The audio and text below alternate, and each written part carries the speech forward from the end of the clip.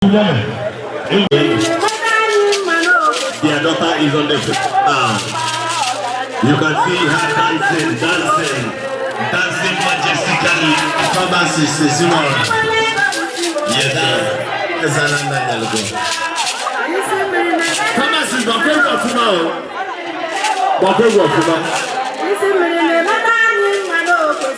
yes, sir.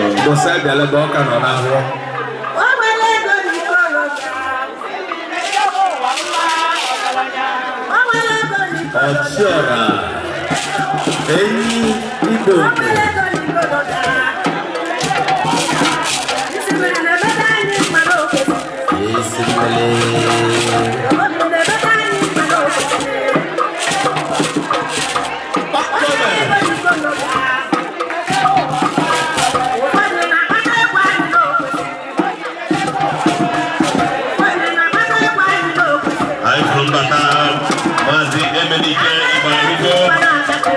Chairman of Rockford Village, Chairman of the Secretary of Kogi is where the Nnukwu man. I understand now.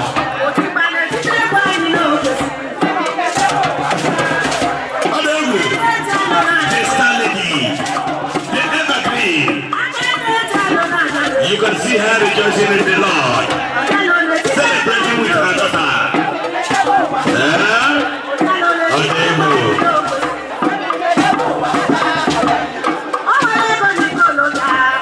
The young beautiful lady, a pharmacist by profession, but not easy.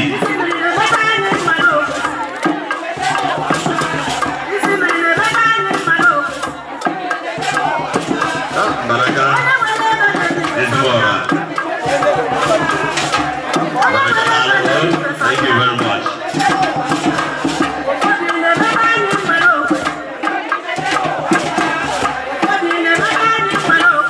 The daughter of whom 1 year old is we need a free support. We're going to be able but someone has to tell you what happened. And today she's a pharmacist. To God be the glory. What a profession. What a professional.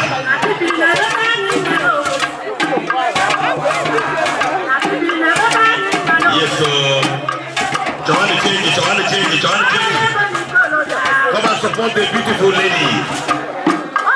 The beautiful pharmacist. My profession.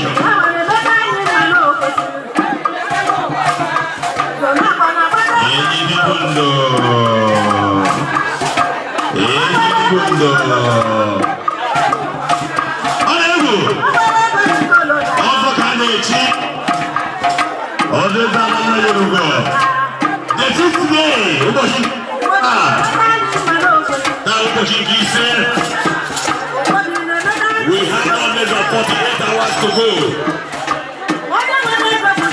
I have our cashier. Manzi English man, Adafaya, Lumwezi. It will be Israel.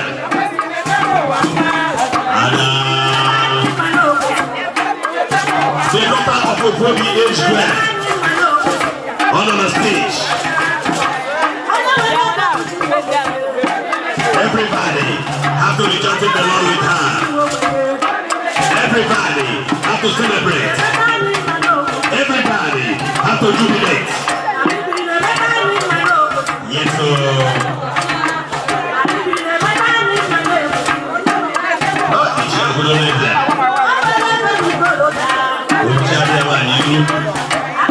Also, let's the one neighbor, Lagos State. Also, let's the one neighbor. She has found to be a here. And he's a gift. Okay, Sylvian. And I'll have a man and over there.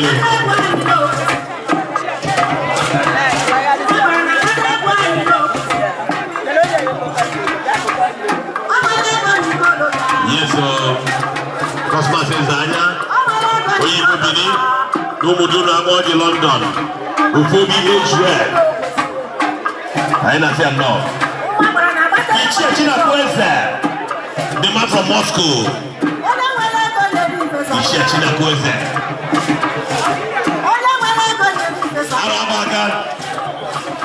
Arabaga, it will be age group. Yes, sir. God will need that.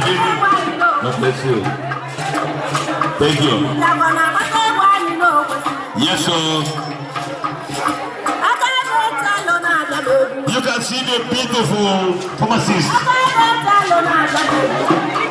She was born on the day of the outing of the Ofwebi age grade women wing. Is it not easy? What a blessing. Akachukulia. Architect Ezimora from Abuja. Franco. That night I was the MC of the occasion. Yes. That day I was the MC of the occasion. Dr. Ben Ezimora, Michelle Godunobu. Ogoto Wanduka, Chairman of Baby age grade in Nnukwu clan. My own brother.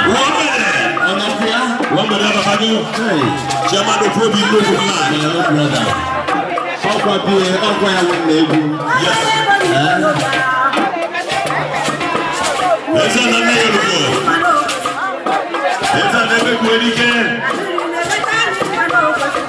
Esa nisimile. Esa nangona de. Esa nungebe jua. Hey.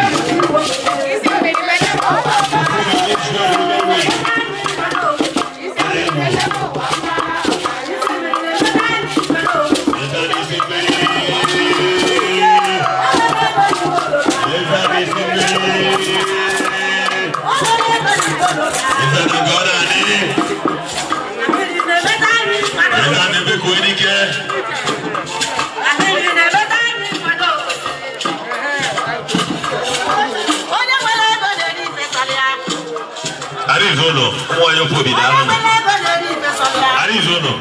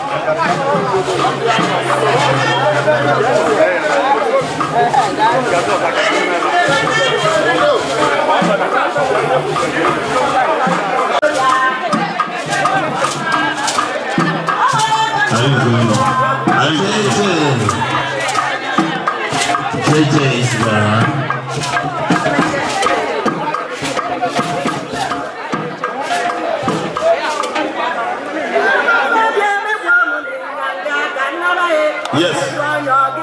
Try again.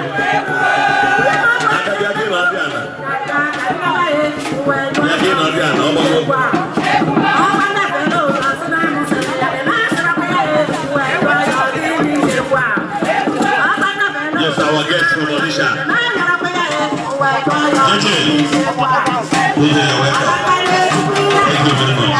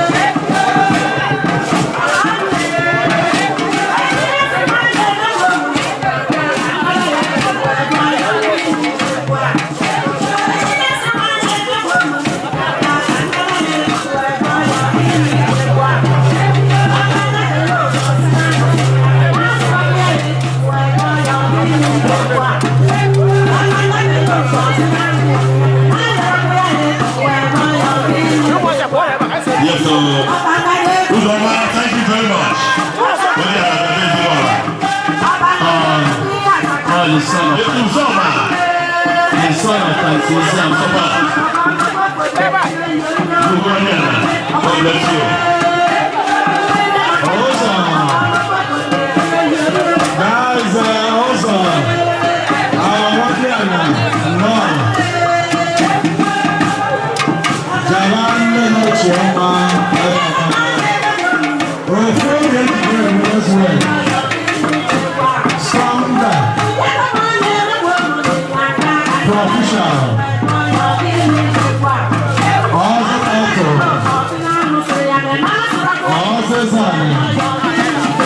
Ezimora family. Rosa. Sabi.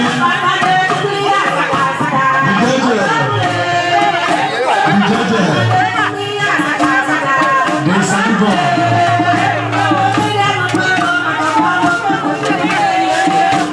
Desanibo. Santos from Asitigamente. Eguchi.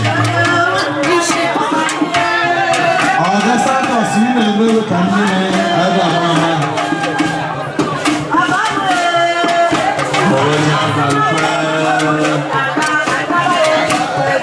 the guy who is there.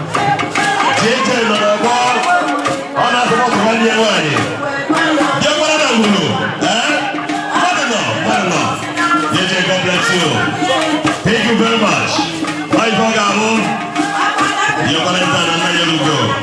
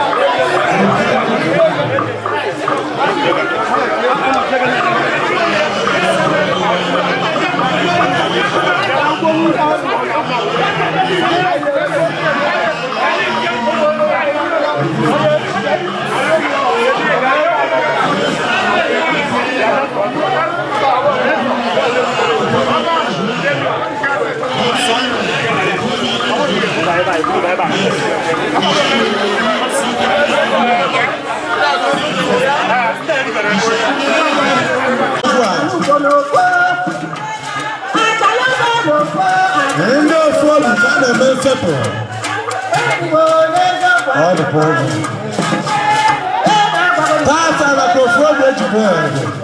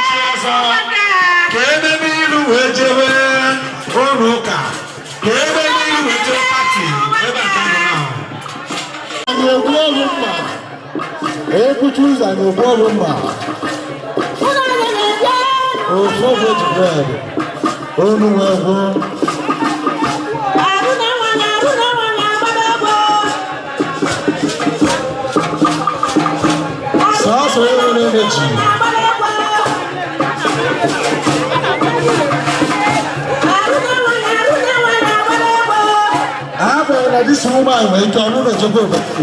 I tell you,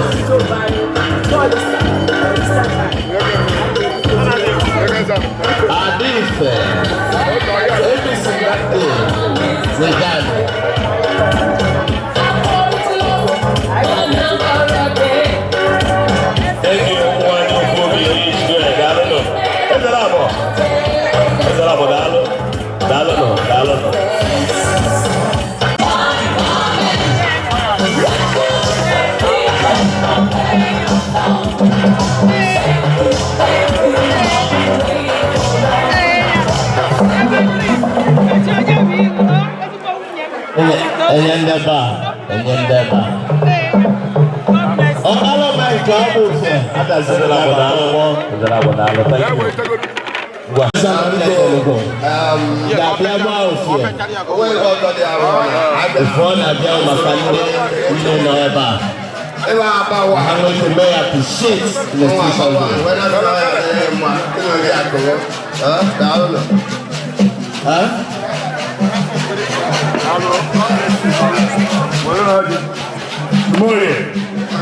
Barista.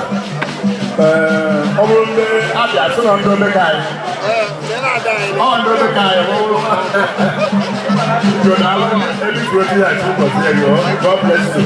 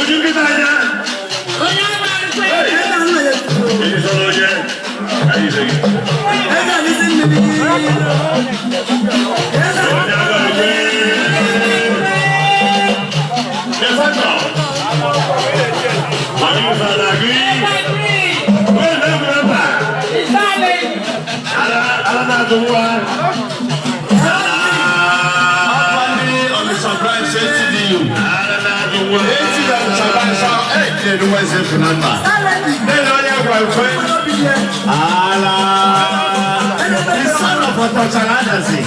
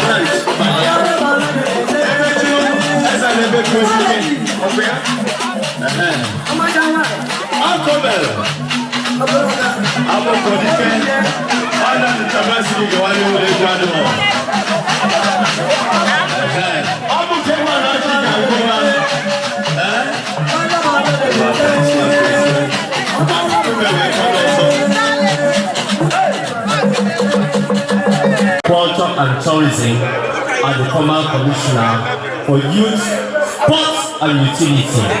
Ladies and gentlemen, Chief and Chief Mrs. Wong na Baby Okamara.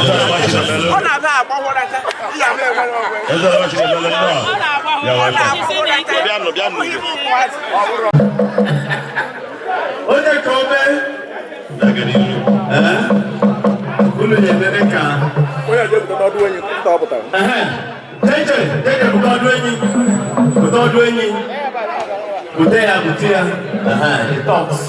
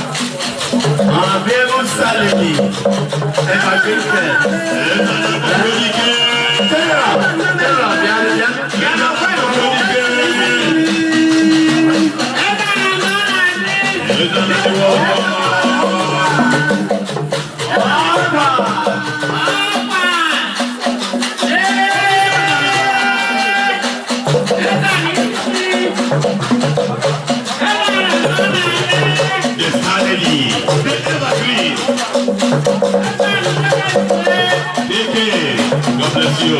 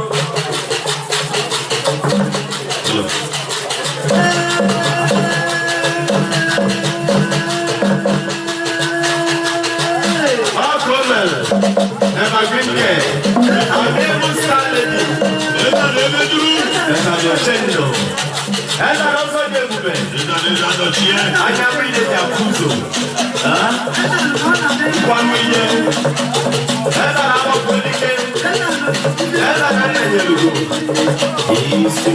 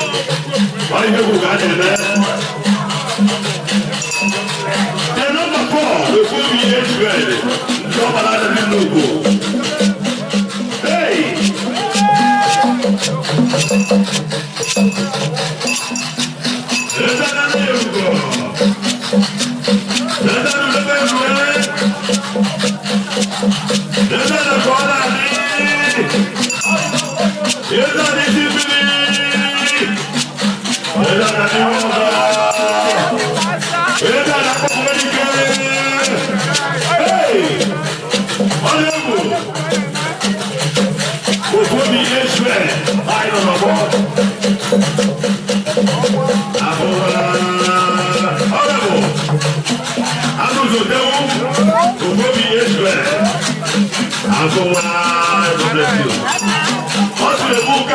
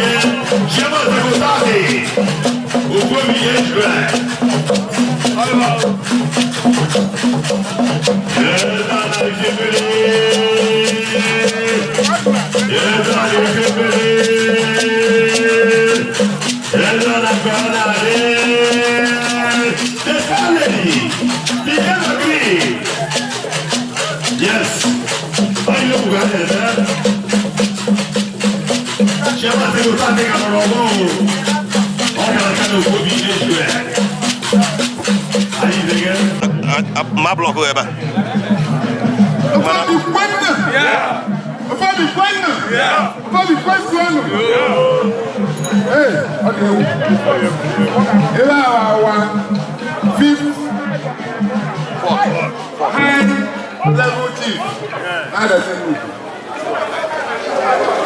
Before now, you are in a bell or one another elevation. Okay,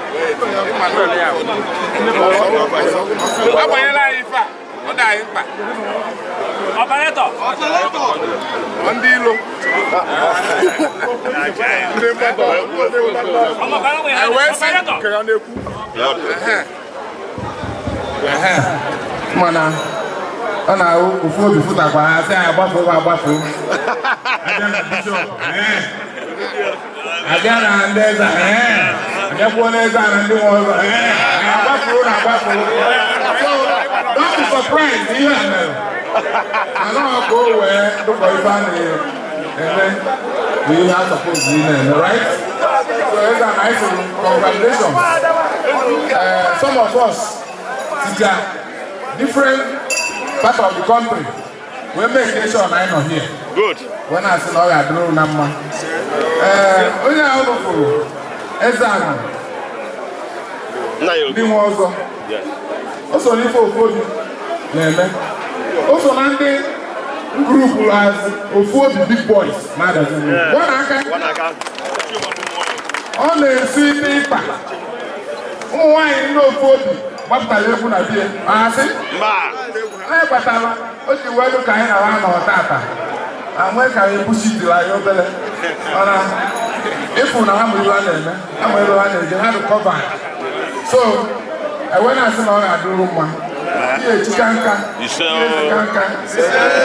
lee na ọmarị mma nwunye iwu evergreen the star lady where the star lady the lady in the house ọnụrụ ha ife a na-eme and Ezana now you know do I on a very, very confident you know. Why you can now? Yeah. I asked him why I do I'm a number can say I will at this kind of activities. On a honey level, cost you must have to incur to get there. Okay? I will ask you to get there and I have that one. You got that one? But I want you to go and cry. When I say, then I do not follow food. When I say, ndị nze na ọzọ etichakwa ya abalị na-eti tụọ ya abalị na-etu wee sị na ndị ofu obi ejire na Adazi Nnukwu wee gbakwa nkefa wee sị na ife anyị ga-aba bụ Ezana Ifechukwu kwuru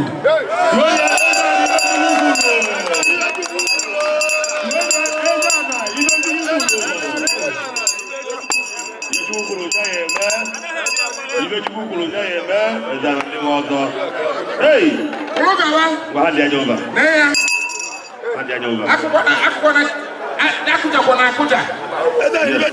onye mmezi a na ọkụ ofu obi grade na Adazi iso na ya ndị ilu abịakwa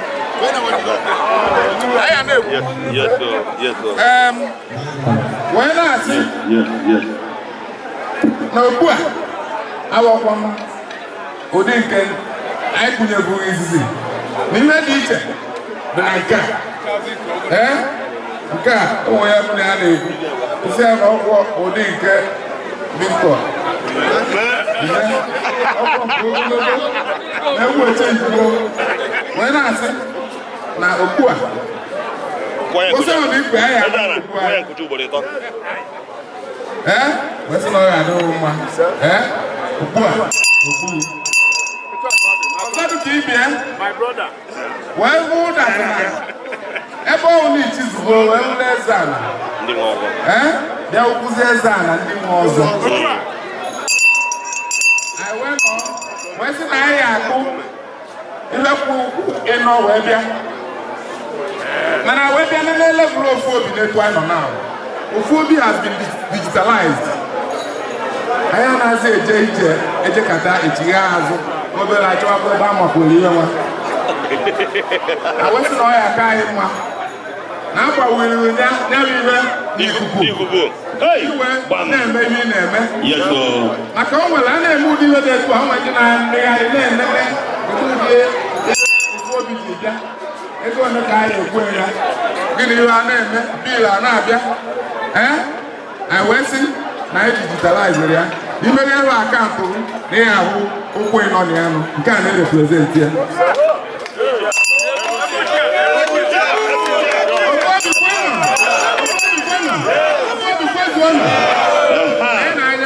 anyị enwegbuo Ezana ịtọ wee bịawa ebe a nke a bụ the fifth Ezana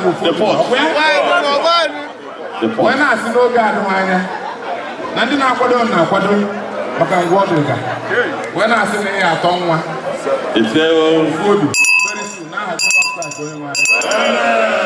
wee na-asịkwa ihe niile ofu obi na-eme na ya na-ekpere ya ekpere anyị ma na ihe ha na-enwekere efe mana izi ya adị ozi ọ ga-elu anyị wee na-asị na ụkwụ onye ọwụna bịara ebe a ji ezigbo ụkwụ ji ezigbo obi wee bịa na ka ọ ya eji na-ana ya akụ ya mma na aha Jizọs Kraịst onye nwe anyị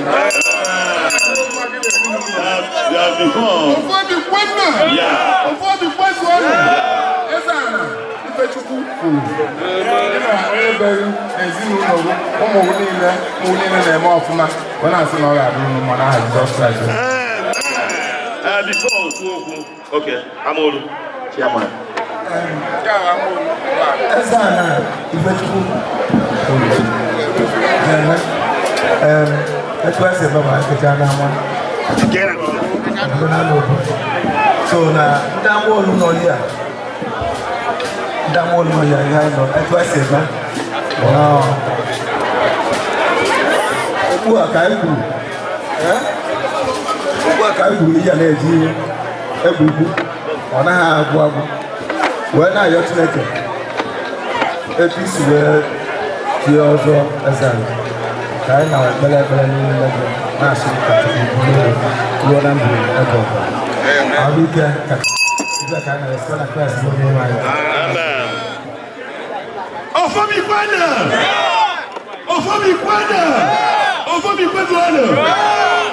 Anyị ma na our president ụmụ ihe o kwuru ebe a ịma na mgbe ụfọdụ e gboro na akama nkụ anya ụkwụ na aka nkụ ofu obi ga ya agbahụrụ bishọp ndị ọ gbara ndị ichi aghara aghara elu na ala mana ihe na-agụ bụ na ọ anyị niile ma Nnukwu nwekwe ya gbara ibi ọsọ president Olofuoji. Chairman Amor Olofuoji. Chairman Nnukwu Kedebono. Olofuoji. Chairman Amata. Kedebono. Chairman Amata. Olofuoji. Oh, well, the president had the over to you, whenever the professor. Because can you know if Dana is simply I'm going to go. Thank you.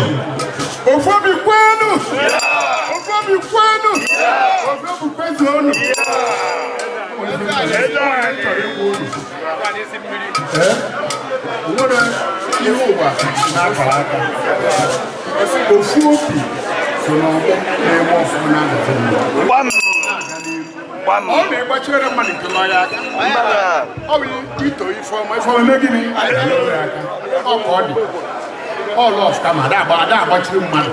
Before we get a gun,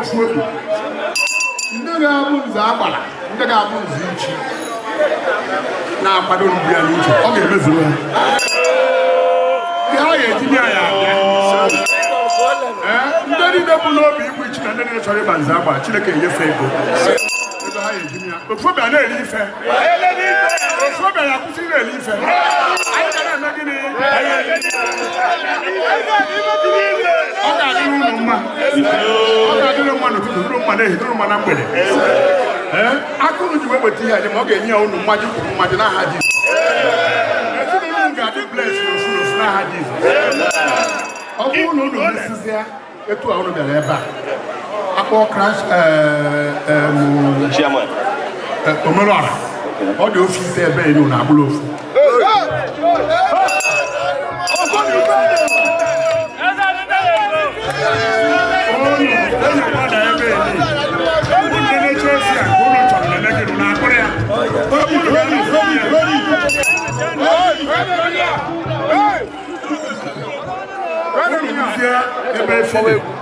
all the three.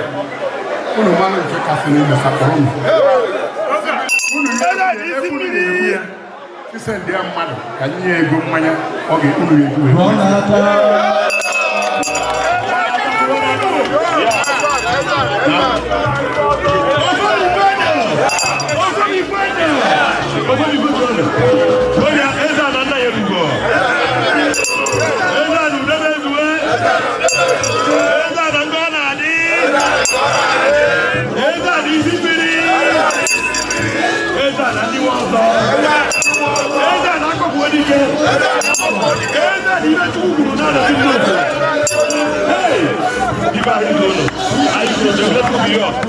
Picture.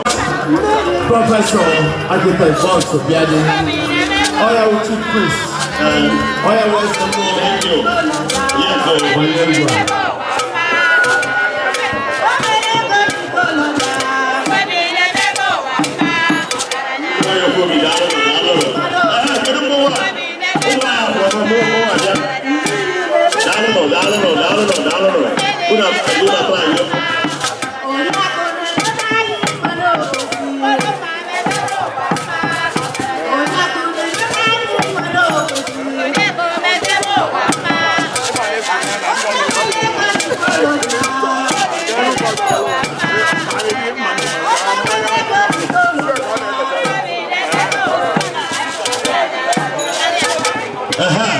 Why you feel down?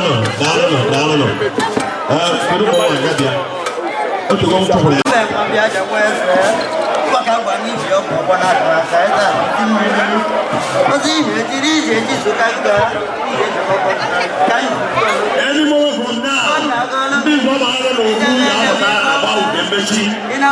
he's already 6 feet. We are not going on. As announced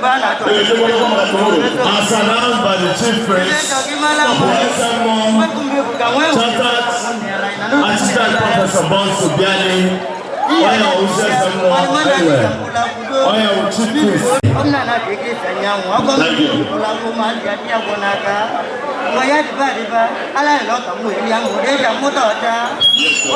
I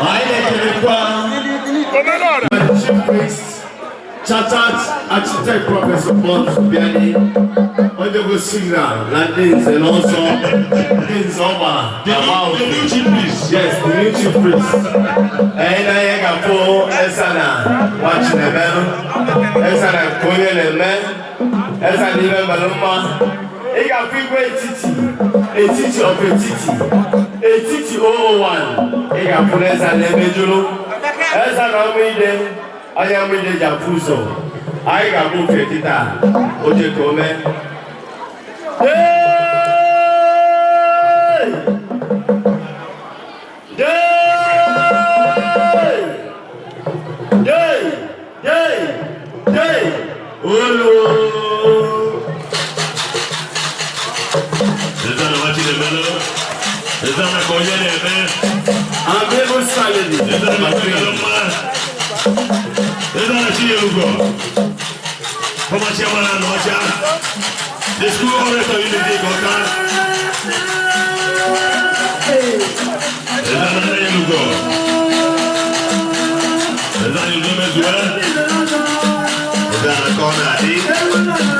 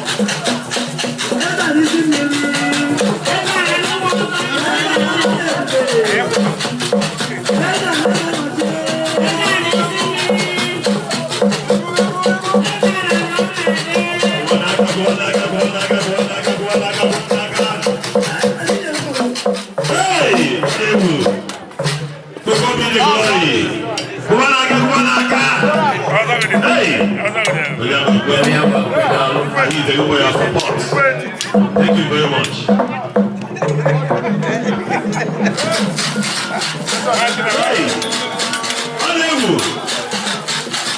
Ladies and gentlemen. Ndewo. Biko, anyị nwere ike ịmatutu afa gị? Afa m Lady Dr. Ezimora.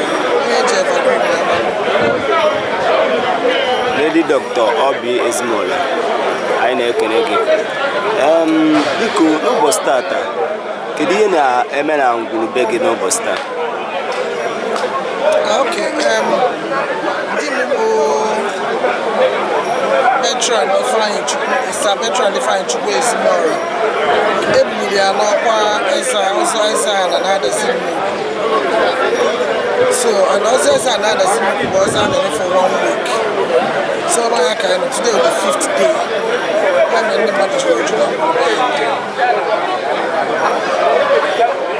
N'ụbọchị tata, kedu nkwado ị na-enye di gị na ọzọ eze a na-ebuliri ya? I've been a very supportive wife to my husband, and I will not stop today. I will continue giving support, praying for him. I've been an obedient wife, and I will continue to be an obedient wife. I will continue to add value to our family, which I've been doing. And I pray that God in His infinite mercy will help him too.